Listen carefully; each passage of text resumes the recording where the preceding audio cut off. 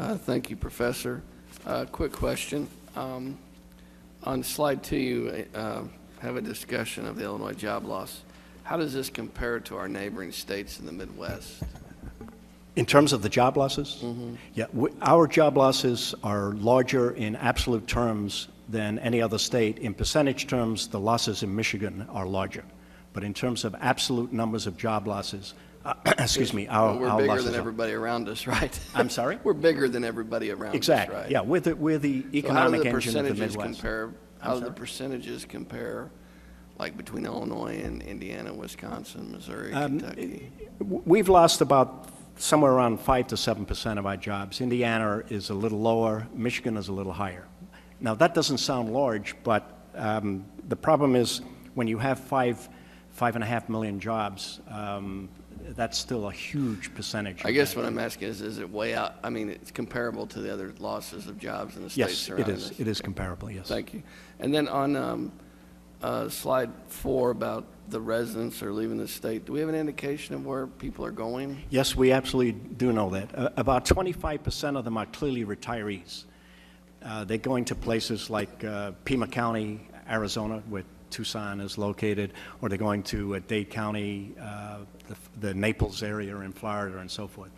The other 75% are going to predominantly 3 places: the East Coast, the West Coast, and the South Coast. The South Coast being broadly defined. I know Dallas is not on the coast, but the Dallas, Austin, Houston triangle. And the LA and San Francisco account for a large percentage of the California attraction, and obviously New York and Boston on the East Coast. And surprisingly, Minneapolis-St. Paul within the Midwest is a major destination for people who leave Illinois. And this surprises a lot of people because they think, why would anyone want, the weather there is even more horrendous than here. And it turns out that there are a lot of very energetic, high-tech operations up there, and young people are very delighted to go to a place where they can match their skills with the types of jobs that are opening. And Minneapolis has managed to sell itself as a very attractive place to live. But in terms of a source of supply, we are a net receiver of migrants from places like St. Louis, Indianapolis, Milwaukee, other Midwest states. But for the rest of the country, not at all. Okay. Questions? Representative Sullivan? I want to go back to that second slide, and one of the points you make in point 1 is that in current recession, how many jobs we've lost, but we never recovered from the recession in '01. Has the rest of the Midwest states recovered? Are we kind of an island amongst Michigan ourselves? never recovered. Indiana did. Wisconsin did. Yes. Okay, so of the ones that we consider the people that are trying to pick our businesses, yes. They recovered in '01, but we never did. Yes. Okay, now we're back into it with this current recession. Exactly. Okay, thank you. Further questions? Right here, Jim. Senator Lawson? Thank you very much, Mr. Chairman. Thank you, Doctor, for taking the time to make the presentation. It's very interesting. Can you tell us what are the, we all want to do what needs to be done to reverse that and come out of the recession stronger and growing. So what are the independent variables that have the largest effect size on the dependent variable of job creation? If you were to list out maybe the 3 most important, you've referred to several where, it's people want to go where they can match their talent with where the opportunity naturally. Right. What would be like the 3 major independent variables that you would point us in the direction of this is what you guys need to do? I think as businesses look at Illinois, they see it as part of a Midwest market. And I think that's something for us to really understand. If we look at supply chains for major industries, we'll see that the state borders are becoming very, very fuzzy. For example, if we look at the Ford Motor Company as an example, the supply chain of Illinois producers that goes to Ford plants outside our state is much larger than the supply chain that goes to the Torrance Avenue plant in Chicago. And as a result, if we look at the trade in the Midwest, it is incredibly complicated.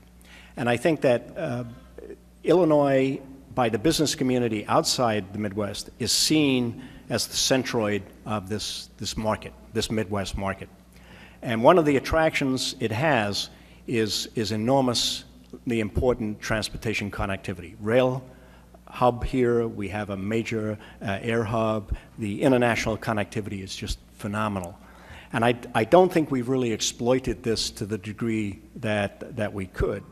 A second component of this is, if a large percentage of our trade is with our Midwest neighbors, I think it might be time perhaps for Illinois to exercise some leadership in trying to think about a broad recovery pattern for the Midwest as a whole, because it's in every state's best interest. This is why I find this attempt to cherry-pick jobs from Illinois self-destructive, because jobs in Illinois, businesses in Illinois, generate jobs in Wisconsin and Indiana. And yes, you might at the margin gain a few more by taking that Illinois firm to Indiana, but much, much better would be for the Illinois economy to recover, because the spillover effects would be dramatic. And I've been honestly singularly unsuccessful in trying to get governors to sort of look beyond their own state borders. But I think this is a case where the recovery of Illinois and the recovery of Midwest are going to have to go hand in hand. And so I think thinking broadly and not thinking about the fact that when a job or a plant closes in Michigan, to sort of take some joy in this, because my attitude is that's probably going to result in some loss of jobs in Illinois. So I think the fact that to recognize our transportation advantages and to recognize our leadership position in the Midwest, and I don't think we've exploited either of those to the degree that we might. Are you seeing any effect of rising exports from commodities, the food commodities Right. out of Illinois? I mean, the prices are going, very high. Are you seeing activity there? Well, the last data we have, unfortunately, are 3 or 4 years old. Oh. And so there's a huge lag before we can get those. So what has been happening the last few years?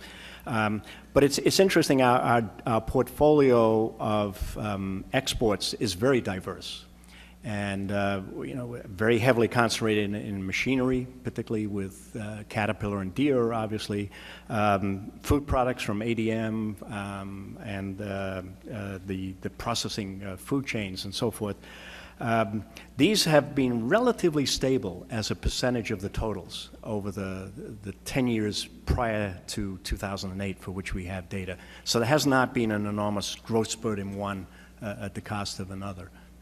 You almost ask yourself, who gathers this information, and what good is 3-4-year-old information when this is the internet, immediate gratification, information by the moment, Sure. as opposed to. I'd like to say it is simple, but it's a little complicated in the sense that the data are on the domestic trade are only estimated every 5 years.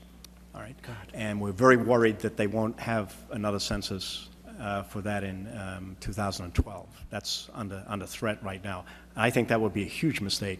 And the international data are very complicated because where a commodity leaves the port of exit is only one part of the question. We have to find out, was it actually produced in that state, or did it come from Illinois? Was it shipped by rail to Norfolk, and then it was exported on a liner to Europe? So tracing all of those things takes some time.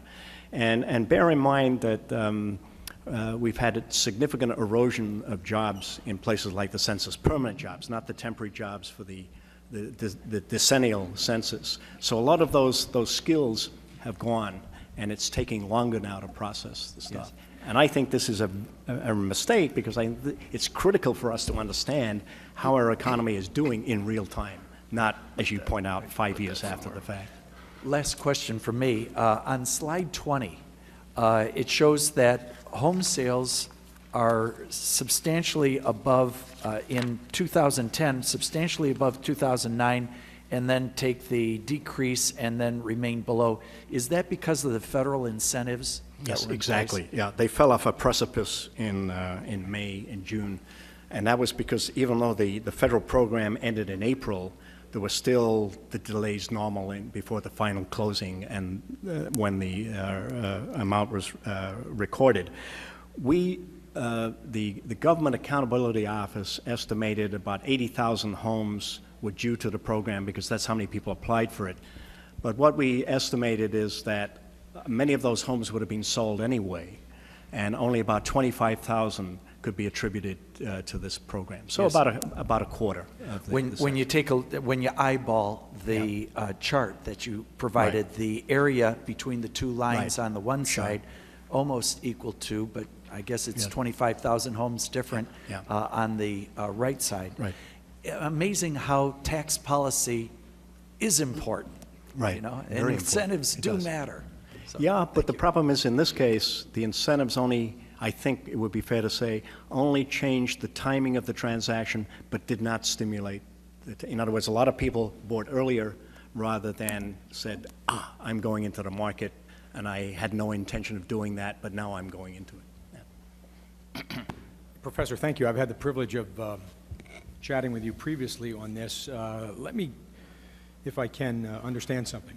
When you and I first talked, you observed that in the recession of 2001, we had a job fall off across the United States, similarly here in Illinois. And subsequent to that, we had a recovery nationally that took us above the job level that we were at Right. previously on a national basis. Right. That did not occur in Illinois. We No. did not go above our previous level. No. What about the surrounding states? That was kind of 3 of them did recover. above their previous Yes. level of 2001. Yeah, and the U.S. recovered in, I think it was February 2005, but then subsequent to December 2007, the U.S. declined, and now we're several million below where we were in 2000. Okay, thanks. Just a couple more then. I noticed that I was kind of surprised to see that financial activities were one of the sectors that lost jobs. Right. I assume that financial activities includes the Chicago Mercantile Exchange, Yes, Chicago yes. Board of Trade, as well as all the other financial activities. And despite all the activity there, did we have a significant decline in financial activity? Yes, we do, employment? and in part that is due to the decline of the open outcry system, which has seen a lot more electronic trading, and secondly, a lot of what we refer to as the back office functions Right. are relocating to different parts of the country. With electronic communication, there is no need anymore to have those things located in Chicago. You can have them in North Dakota, and the trades can be processed a little bit more Right. cheaply there. Makes sense. Let me pick up for a second on what Senator Lausen was referring to. 2 and 3 and even 4-year-old data is not, and to be quite frank, terribly helpful. But even though we may have lost jobs, can we not sort of compute an economic impact if a farmer sells or sold 10,000 bushels of wheat Right. 4 years ago and it was $5 a bushel and it's now $10 a bushel? I mean, that economic impact is double for Illinois, assuming it's Right. an Illinois farmer. Makes sense, yes? Yes. Okay. Talking about housing sales, and I know you're here at the request of the Illinois Association of Realtors, maybe out of your bailiwick, but could it be argued that one of the reasons the housing market is slow to recover is because banks are slow to lend money to people who want to buy homes? I think that's part of one of the sort of accepted wisdoms that appear regularly in the paper. But I think when consumers are surveyed, I think there are a much greater overwhelming sense of being risk averse at the present time. In other words, when you consider that the home with all the attributes go along with it probably occupies 30 to 40% of your outlays. A lot of people are in jobs that they're not sure that are going to continue. This is not a time to sort of enter the market. So I think a lot of people are sitting on the sidelines waiting for some sign that things are going to get better because we've had historically low mortgage rates. and this has not generated a huge uptick. Yes, banking regulations have increased. We've gone back to the old system where, you have to have a job to get a mortgage, and you have to provide verification of your income, and so on and so forth. I really don't think that those things are a deterrent that are preventing people who want to buy houses. And I think the fact is, at the moment, there's a mindset in the economy that maybe I should not be precipitous. We're gradually seeing people think about replacing cars. Automobile sales have gone up very nicely in the last 2 quarters.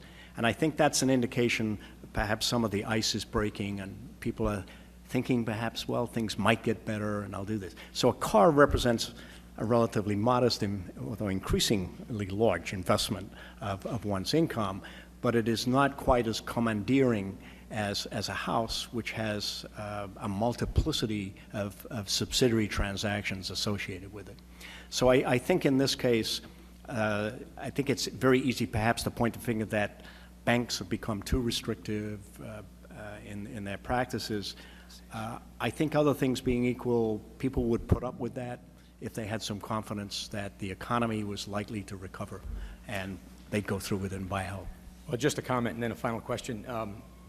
You can tuck this into your experienced bank from someone who wanted to take advantage of a lower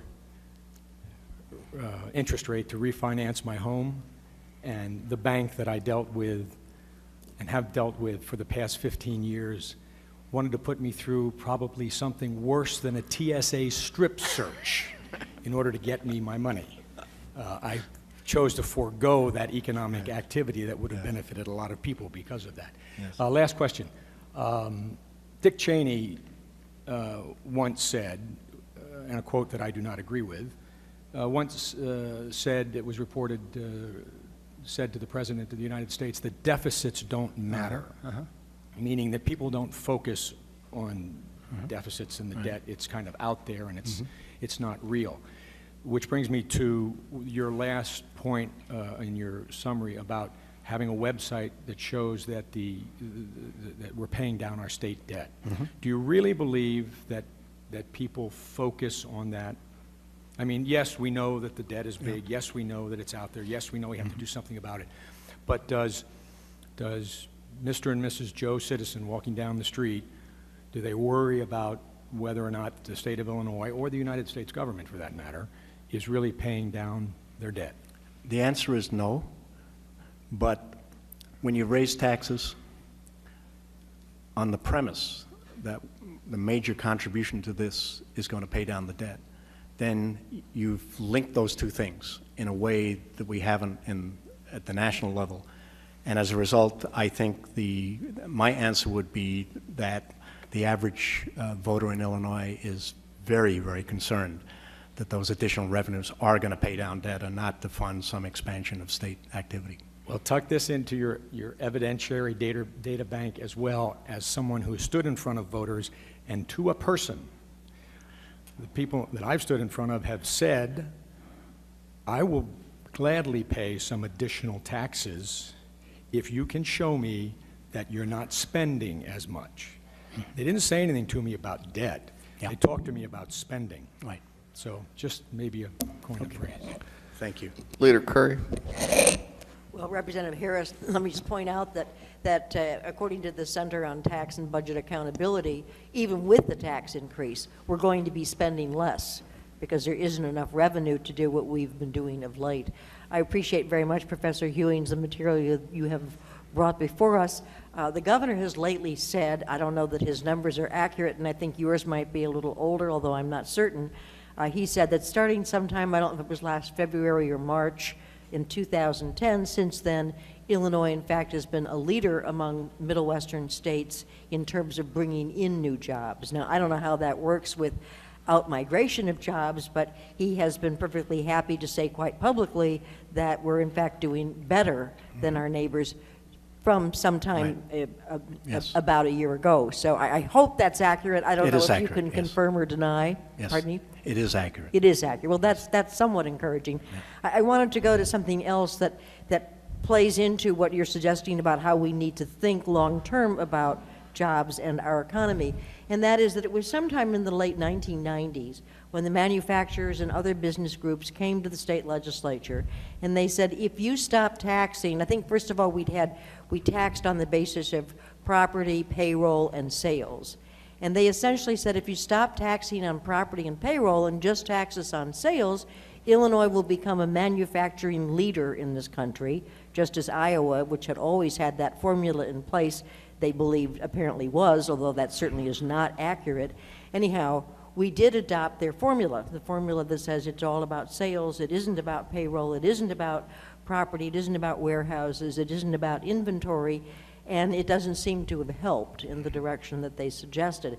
And I mention that really just as a cautionary tale, because I think often we're led to take actions that people tell us will result in A, B, and C, and then A, B, and C doesn't happen.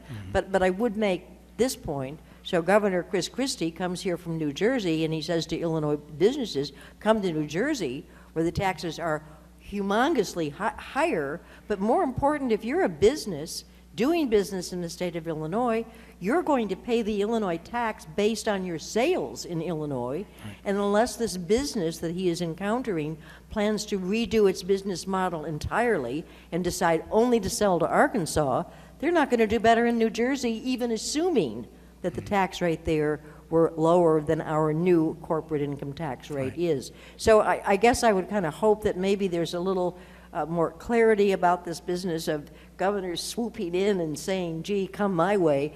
Many of the governors that are talking that way somehow believe that their states don't have a personal property tax, even though many of them do. So they quote our income tax rate to include the personal property replacement tax, which I think may not be altogether helpful. And on your point about the website, I guess I would agree with Representative Harris. I don't think a lot of people are going to jump at the opportunity to go to the website and see how much better we are doing, but maybe some of the opinion leaders in the state might, and maybe that would help explain better to the electorate what really is happening in the state. And I think there's been a tendency on the part of the media and other opinion makers to make things seem a whole lot worse than in fact I believe they are. Right. Well, thank you for your comments. Let me just make a very quick response. I think that we see this sort of competitive behavior among corporations focusing on the issue du jour. 10, 12 years ago, it was electricity costs. Right. And at this time, I saw hyperbole in Crane Chicago business that one firm claimed that they were spending 40% of their total cost in electricity. For their sector, the average was 0.3%. All right. But the trouble is nobody knew that and so could not challenge them. But I think that what is happening now is a lot of corporations are beginning to look not at the individual components, but the total costs of doing business. And I was very encouraged to see a couple of weeks ago some stories about insourcing, that companies that had tried China and found that when you added up the cost not only of labor, but transshipment, logistics, insurance, the cost of having expensive expats located in China, that the differential between the two was narrowing. And I think that what we'll see with a lot of this vulture behavior from other governors is that at the moment it's sort of a nice story, but I think when people begin to look at this and they realize what the cost of relocation is going to be, then that probably will not happen. But I do go back to the fact that companies that have multiple operations do have flexibility. And I don't think we've done a good enough job of convincing them that this is a state where they should grow the jobs rather than Texas, Arkansas, or wherever that might be.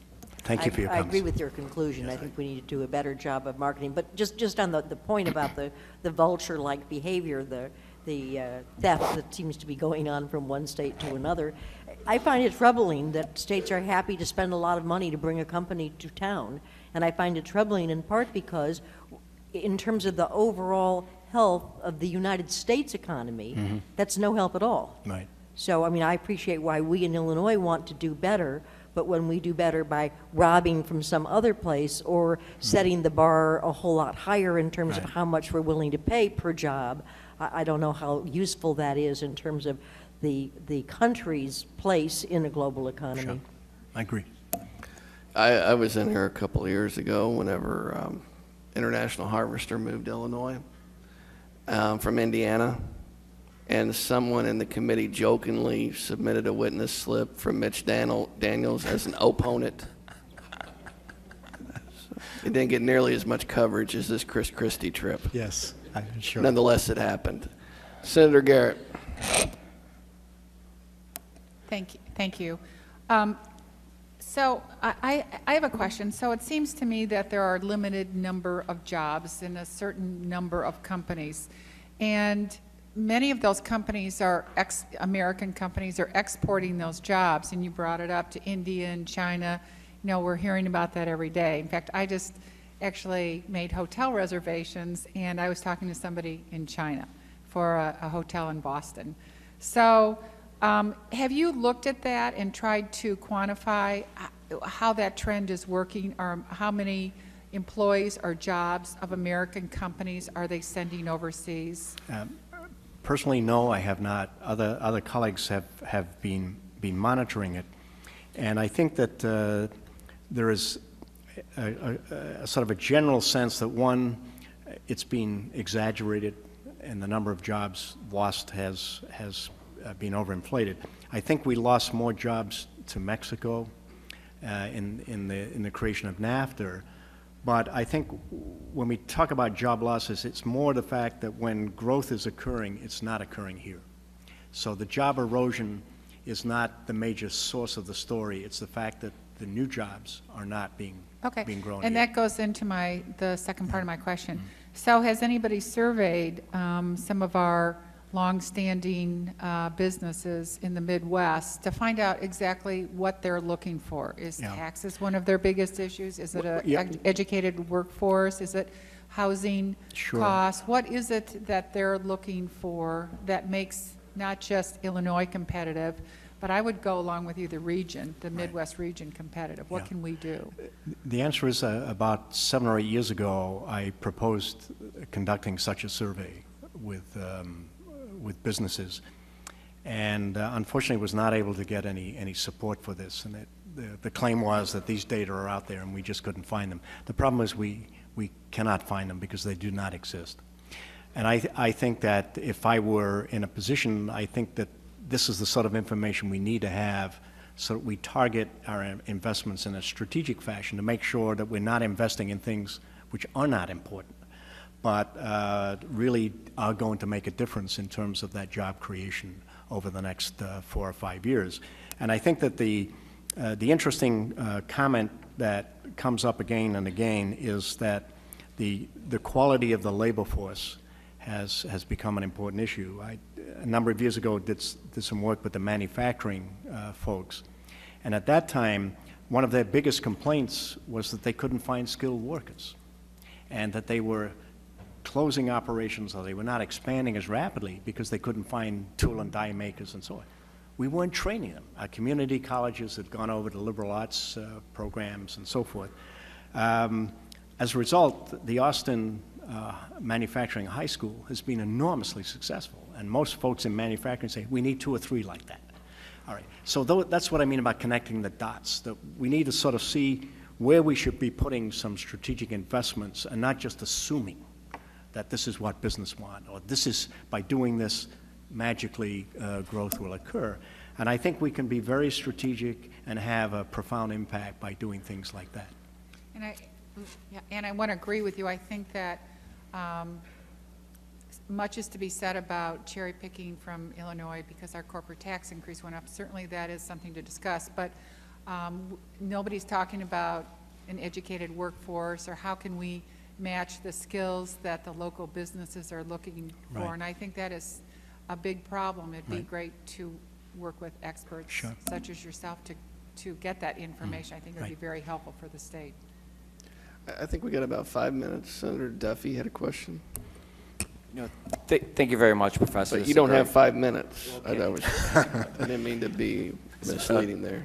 Very good presentation. But when you talk about the most important challenges we have for the next 5 years, and you talk about stemming the outflow of talented young people and generating more wealth and tax revenue, based on your research, what do you think the top 2 actions that we should take as a legislature, and what do you think are the most damaging top 2 actions that if we took, you think it would put us even further in a hole?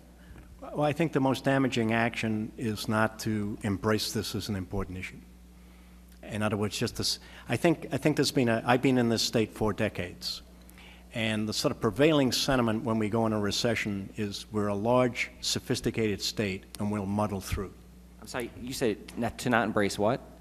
Is to basically not do anything, and not embrace the notion that job creation is probably the most important thing that you can do. So our biggest problem would be inaction. I'm sorry? Our biggest problem would be inaction. It's both the most important thing to do and the most important thing not to do. In other words, to ignore it. Mm-hmm. And I think that we look at ourselves, 12 plus million people, over 5 million jobs. We'll figure it out. We'll get through this. We haven't got through it. And I think that if we've been in an employment recession now for 11 years and the prospect of another 8 or 9 years, that should ring alarm bells that this is something we need to focus attention on. But I think I go back to your colleague's comment is that on what should we focus? And the problem is we have some ideas, but we don't know for sure that those are the right things. And so I think some sort of investment in trying to understand what are some of the priorities, what are some of the needs in the state. Is it infrastructure of a physical nature? Is it human capital? What type of human capital? Do we need to address some of the issues that always get promoted in the business press about workers' compensation and so on and so on? I don't know whether those are the 1, 2, and 3 issues among corporations, or they're 5, 6, and 7. But I think that the most critical thing for you as legislators is to make sure that every time you're thinking about an action, you ask the question, is this going to help or hurt job creation in the state? Okay, anyone else?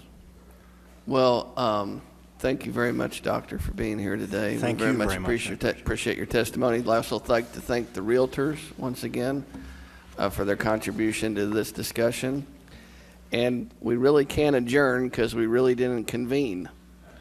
So at this time, we'll conclude the gentleman's remarks and conclude the hearing that took place here today.